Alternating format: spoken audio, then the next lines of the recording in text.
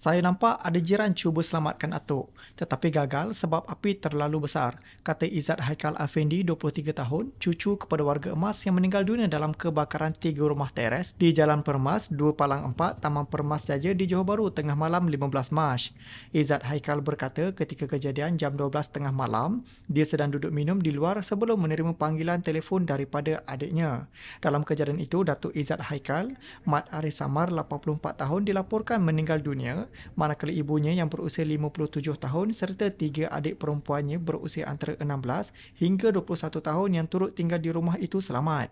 Sementara itu, jiran kepada Allahyarham Mat Aris, Syed Muhammad Masyur Syed Kasim, 43 tahun berkata, dia memanjat tangga dari luar untuk masuk ke rumah warga emas itu bagi menyelamatkan mangsa yang berada di tingkat atas. Anak dia yang perempuan dengan cucu dia yang perempuan semua panik.